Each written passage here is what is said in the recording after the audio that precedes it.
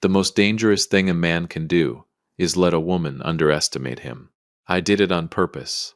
My name is Ralph Huston, and on Friday, April 3rd, 2023, she made that mistake. I was at the kitchen table in our home in Pacific Heights, San Francisco, drinking my first coffee, still in yesterday's shirt, reading nothing in particular.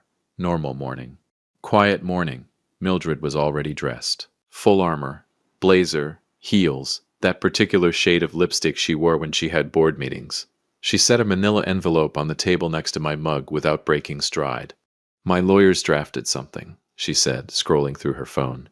"I should have done it from the beginning. I've worked too hard to leave anything to chance." I looked at the envelope, her firm's legal letterhead on the label. A little too crisp. A little too ready. I wasn't surprised by the document itself. I was surprised she'd finally moved. "What is this?" I said, though some part of me, some quiet, watchful part, already knew. "A prenuptial agreement." She said it the way you say the dry cleaning's ready. Flat. Logistical. "I know the timing's not ideal, but we've been married for 2 years, Mildred. Which is exactly why we need clarity going forward." She finally looked up from her phone, smiled, that particular smile that never quite reached her eyes. "Take your time reading it. My lawyers are available if you have questions." She grabbed her bag, walked to the door, didn't kiss me goodbye. She hadn't done that in 7 months. I'd counted. The door clicked shut. I sat there, the envelope just sat there with me.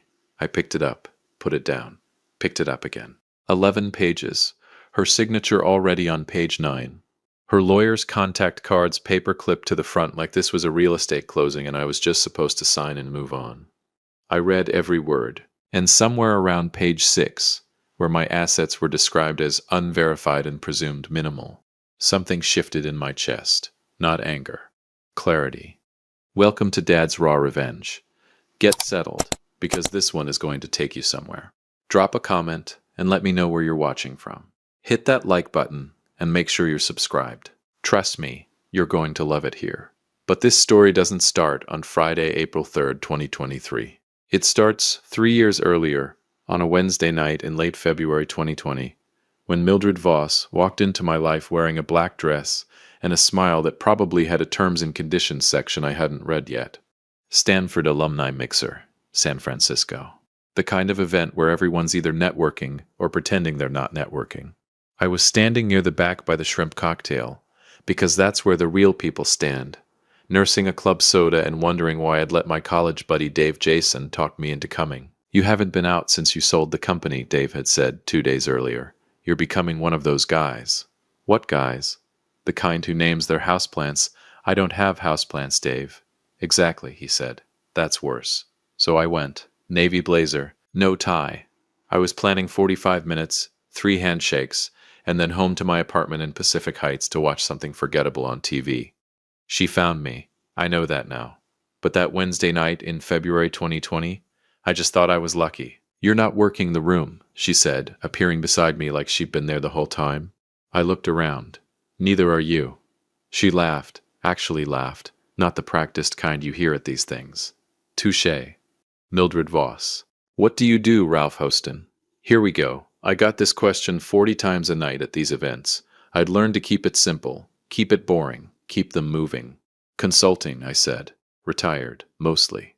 I dabble." She didn't move. Most people move on after dabble. She didn't. We talked for 2 hours that night.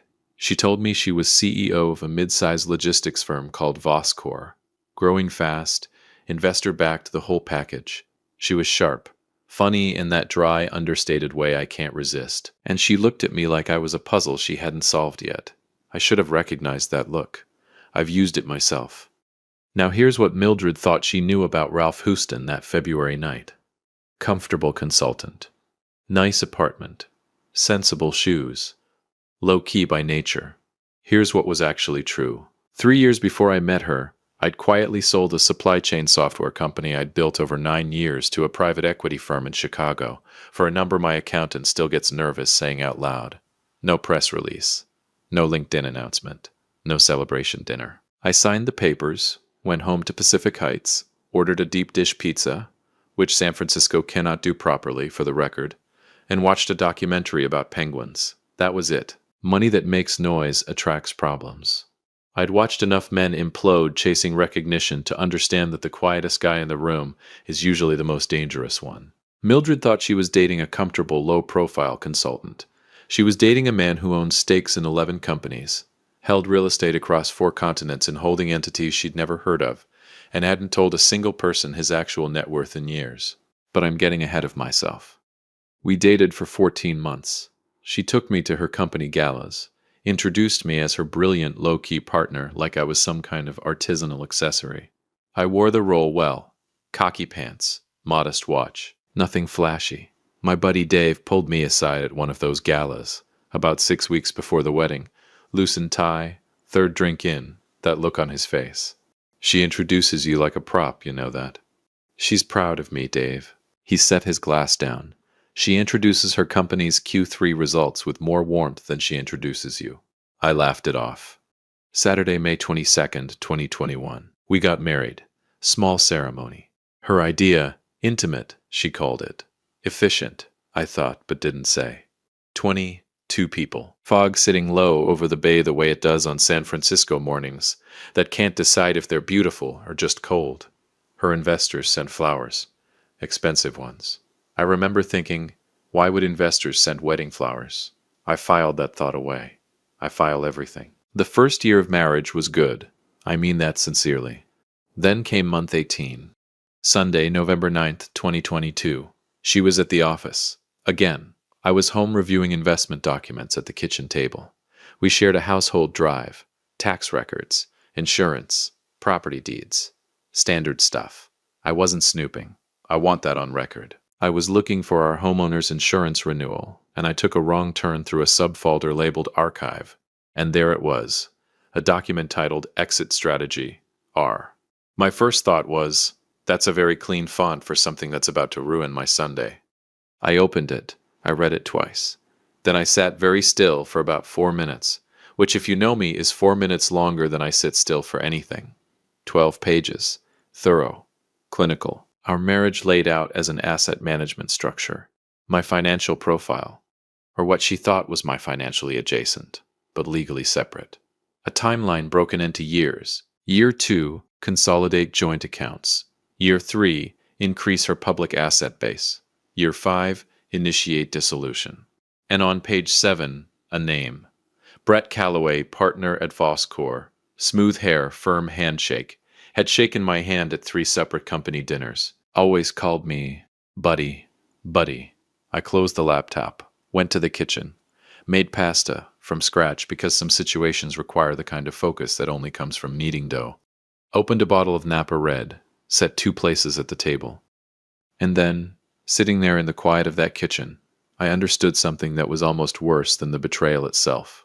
She hadn't chosen me in spite of my invisibility. She'd chosen me because of it. Think about it. No social media presence. No Forbes profile. No ego requiring public maintenance. A man who'd sold a company for a number nobody outside his accountant knew about, and celebrated with a pizza and a penguin documentary. I was, in her careful estimation, the perfect financial hiding place. Her investors were asking questions about her lifestyle, her spending, her judgment. A steady, modest, low-profile husband neutralizes that noise.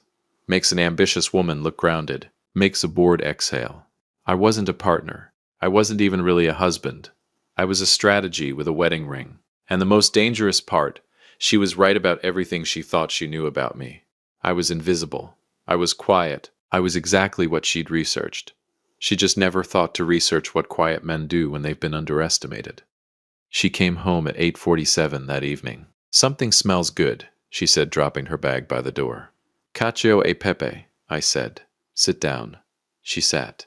We ate. She told me about her day. I told her about mine, the edited version. We had wine. I cleaned up. We went to bed. And while she slept, I stared at the ceiling and made a decision that would take the better part of 2 years to execute. No confrontation. No explosion. No scene. Because here's the thing about a long con. The only way to beat it is to run a longer one. Which brings me back to Friday, April 3rd, 2023. The envelope. The 11 pages. My assets, unverified and presumed minimal. Minimal.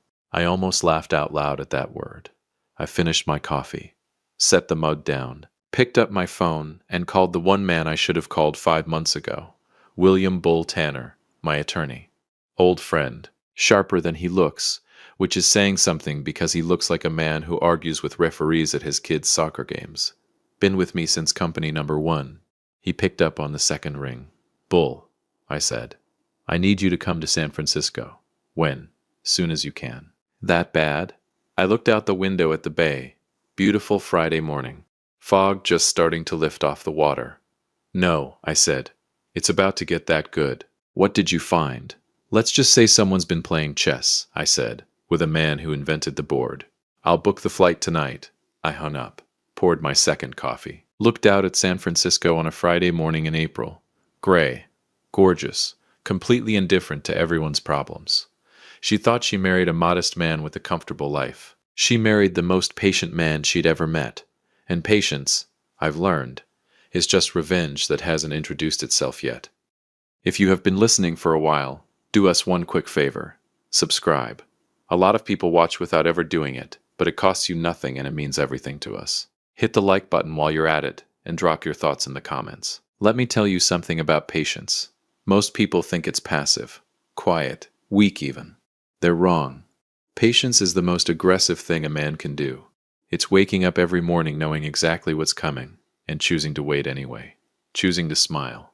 Choosing to pour the wine and ask about her day and sit across the dinner table from a woman who has your exit strategy saved in a subfolder labeled Archive. And not flinching. Not once. That's not weakness. That's war. Bull Tanner landed at SFO the morning after she dropped that envelope.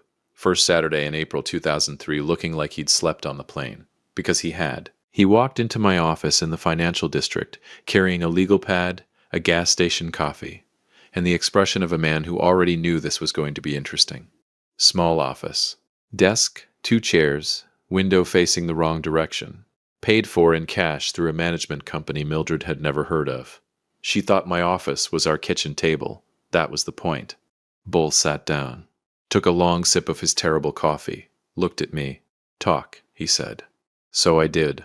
All of it, the mixer in February 2020, the 14 months of dating, the wedding in May 2022 when I found the file, Brett Calloway's name on page 7, the 5-year timeline, the prenup landing on my kitchen table like a grenade wearing a lawyer's letterhead.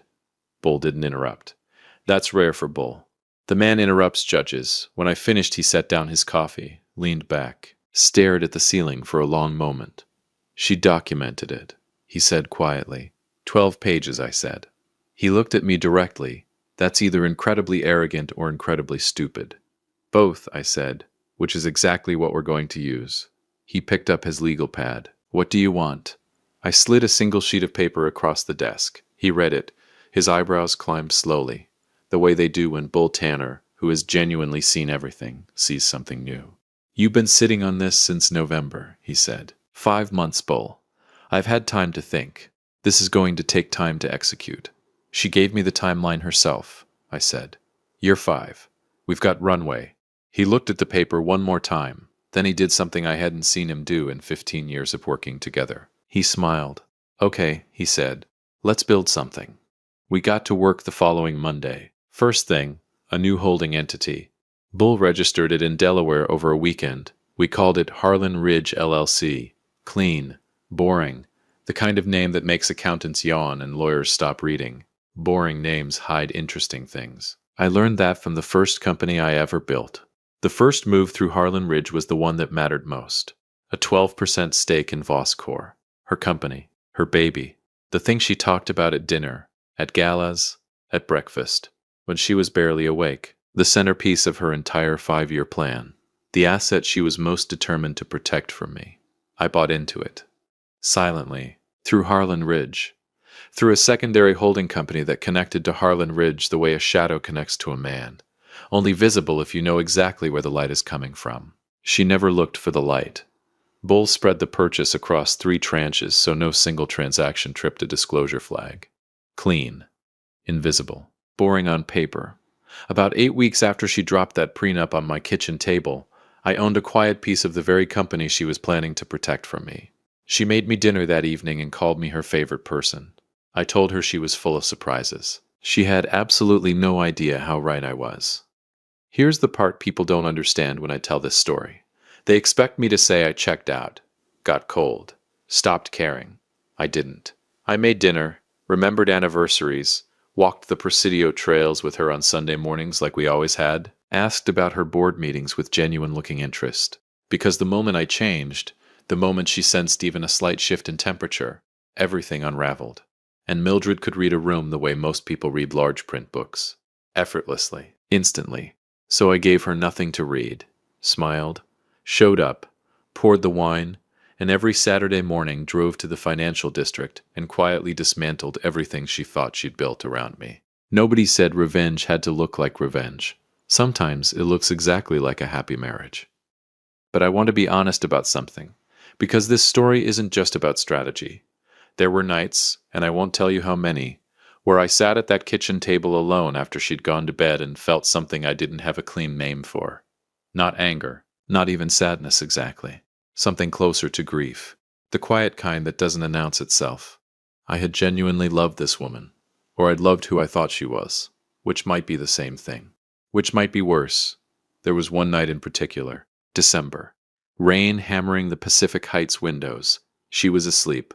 I was sitting in the dark kitchen with a glass of whiskey I wasn't drinking, looking at nothing, and it hit me all at once. The full weight of it. Not the betrayal. Not the plan. Just the simple, stupid fact that I had walked into that mixer in February 2020 and thought I was lucky. I had wanted it to be real, even after I found the file. Some stubborn, foolish part of me had wanted it to be real. I sat with that for about 10 minutes. Then I poured the whiskey out, rinsed the glass, went back to bed, and the next morning I drove to the financial district and kept building, because wanting something to be different and letting it destroy you are two very different choices. I made mine. By that summer I moved into the logistics play. She talked about her vendors constantly over dinner. The Fresno contract is bleeding us. The Chicago carrier can't hit last-mile targets. On and on. I nodded, sympathized, refilled her glass. I was also taking notes. Two of Voscor's largest freight suppliers were running thin margins and quietly shopping for capital partners. One in Phoenix, one in New Jersey. I bought into both. Not controlling stakes. Nothing loud. Just enough presence at the table when contract renewals came up. Just enough that when Mildred's team sat down to renegotiate, the people across from them were several invisible layers removed, connected to her husband. She was negotiating against people who reported to me. I'm not going to pretend that didn't feel a little good. I'm only human. That fall, Bull called on a Thursday morning. No greeting. "Brett Calloway," he said. I set down my coffee. "Talk to me." He runs a personal investment fund on the side. Small. 8 LPs. He's been quietly shopping for someone to anchor a second raise. Quietly. My favorite word in the English language. "How much?" I asked. $2 million to anchor. He'd take less from the right partner. "Become the right partner," I said. "Arm's length, Bull. 3 layers minimum. He cannot know it's me. Ralph," he called me buddy. To my face. 3 times. I paused. "I want 4 layers." Bull actually laughed. First time in months. 4 layers, he said. Got it? By early winter, I was a silent limited partner in Brett Calloway's personal investment fund.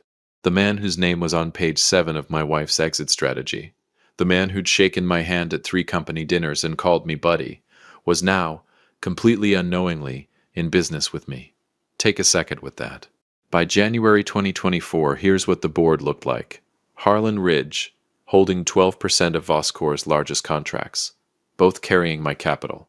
Brett Calloway's fund, anchored 4 layers deep by Ralph Houston. And Mildred? Mildred was having her best quarter yet. Voscor was growing. Her board was happy. Her investors were patient. She had no idea the foundation under everything she'd built had a different owner. She was standing on my floors and calling it her house. Friday, April 3rd, 2024. Exactly 1 year to the day after she dropped that envelope on my kitchen table. "Everything's in position," Bull said when he called at 9 a.m. "You want me to start the counter document?" "Not a counter," I said. "A revelation." "How thorough?" "I want her lawyers to sit down when they open it. I want the senior partner to stand up and close his office door. Give me 3 weeks." "You've got 2. 2 weeks later, Bull walked into my office carrying 47 pages, set them on the desk like he was handling something that could detonate. I read every page, slowly, carefully. This is everything. Everything, Bull said. 11 tech investments, 3 unicorn valuations, real estate across 4 continents. The logistics network, both suppliers fully documented. Harlan Ridge's 12% stake in Voscor, and the Callaway Fund. All 4 layers fully traceable back to you. I looked at the document. 47 pages. Her prenup had been 11. She brought a knife. I came back with a different kitchen entirely. Send it, I said. The response came a few days later. Not from Mildred. From her lead attorney, Gary Ostroff. Senior partner, 23 years in family law, a man who by reputation had seen absolutely everything. Bull told me the call lasted 6 minutes, that Ostroff spoke the way people speak when every word is a step across ice. Mr. Tanner, he said carefully, your client's holdings are considerably more substantial than previously understood. Yes, Bull said, they are. Huston would like to revisit the terms of the prenuptial agreement. Bull looked across the desk at me. I shook my head. Once. The terms are hers, Bull said. Mr. Huston wouldn't change a word. Long silence. I see, Ostroff said finally. I'll be in touch. Bull hung up, looked at me. How do you feel? He asked. I thought about a Sunday evening in November 2222. A clean font on a document that was never meant for my eyes. A ceiling I'd stared at while the woman beside me slept and dreamed of year 5. I stood up, put on my jacket. Hungry, I said. Let's go to Clement Street. There's a moment in every long game when the board shifts. Not dramatically, not with an explosion or a speech or someone flipping a table.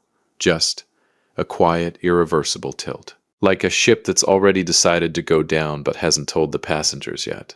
That moment came a few days after Ostroff's call. I wasn't there when he called Mildred, but Bull has a friend at Ostroff's firm, and that friend said the senior partner closed his office door, sat down, and didn't come out for 40 minutes. 40 minutes. I've been in enough negotiations to know what 40 minutes behind a closed door means. It means the math doesn't add up the way you thought it did. It means someone made a very expensive miscalculation. It means the game is over. Mildred came home early that Wednesday afternoon. That was the first sign. Mildred never came home early. The woman treated the office like a second address, and our home like a hotel she happened to have feelings about. But there she was, mid-afternoon, sitting at the kitchen table in our home in Pacific Heights when I walked in. No blazer, no laptop open, no phone in her hand. Just sitting. I knew immediately, but I didn't let my face know. Hey, I said, setting my keys on the counter. You're home early. She looked at me for a long moment. Really looked. The way she used to back in the beginning, like I was a puzzle she hadn't solved yet. Gary called me, she said, Your attorney? Yes. I opened the refrigerator, pulled out a bottle of water, took my time. Everything okay? I said. Ralph? Mildred. She exhaled, slowly. The way people exhale when they've been holding something heavy for hours and the body just gives up. Harlan Ridge, she said.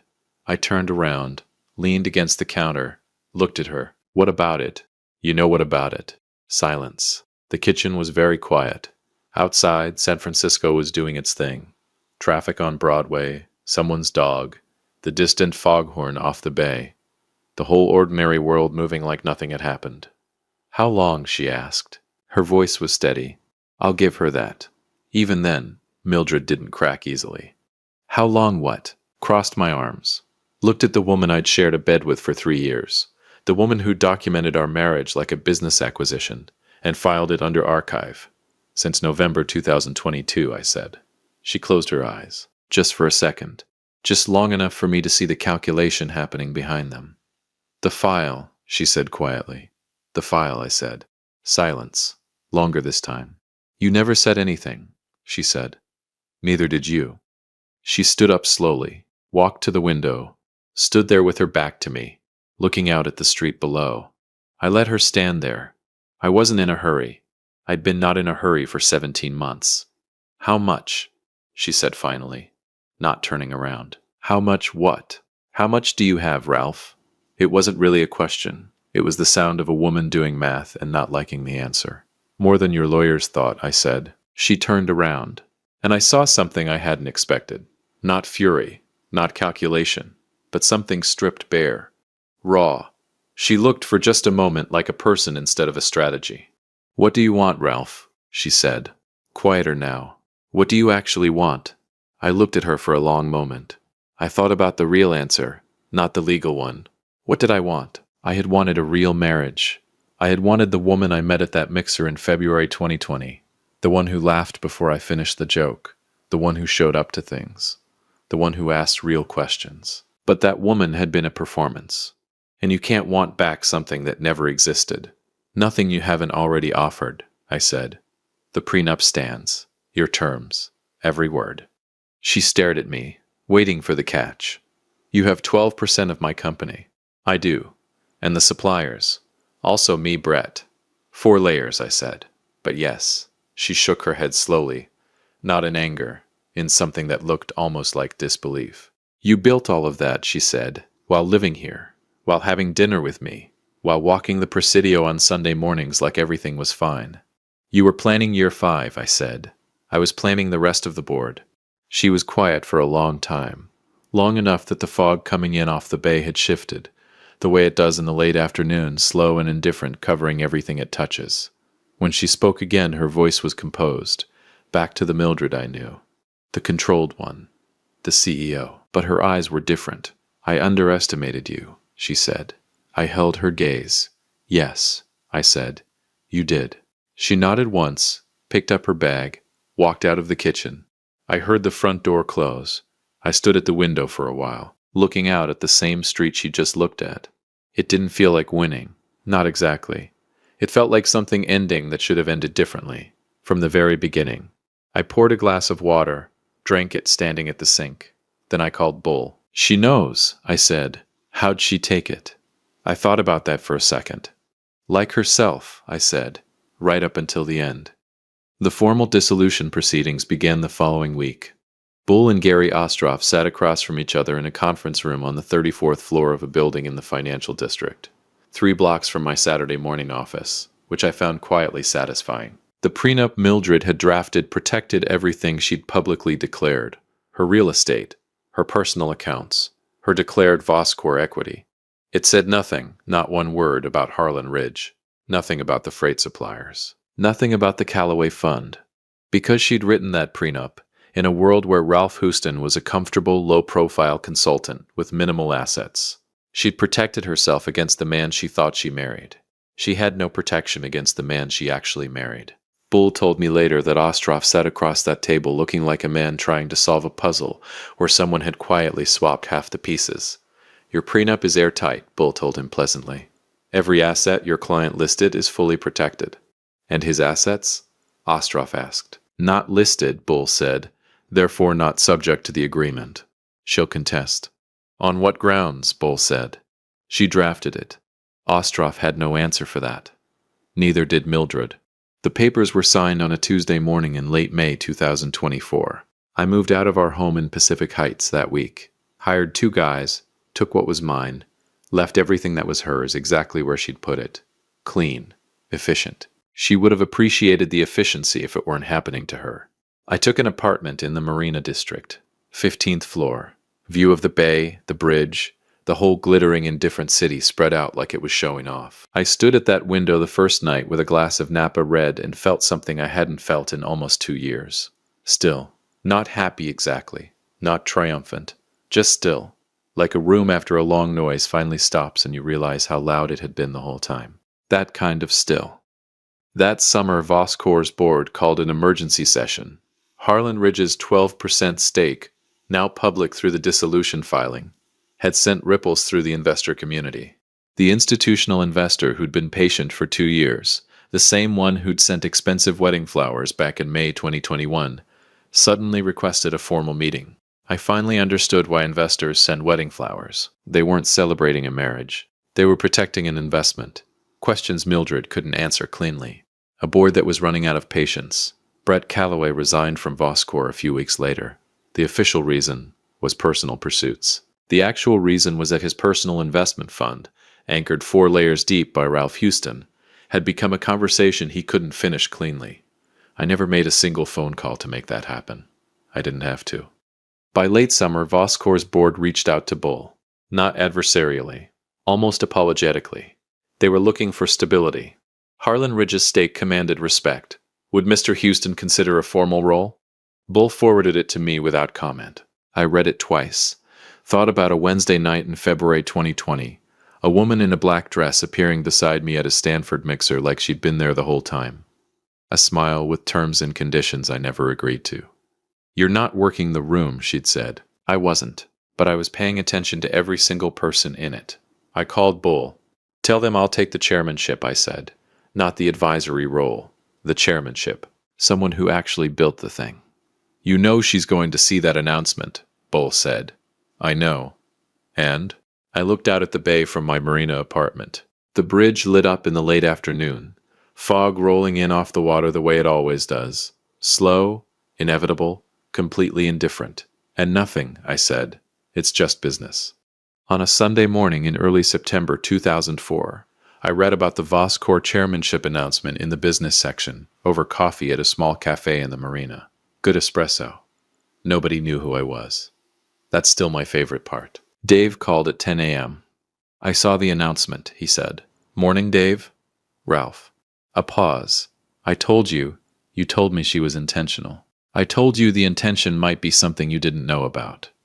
You did, I said. You were right. So what now? Now, I said. Now I finish my coffee. That's it, Dave. I set the cup down. I built what I built. I protected what I protected. She made her choices. I made mine. And you're okay. I thought about that. Really thought about it. The December night with the whiskey I didn't drink. The ceiling I stared at.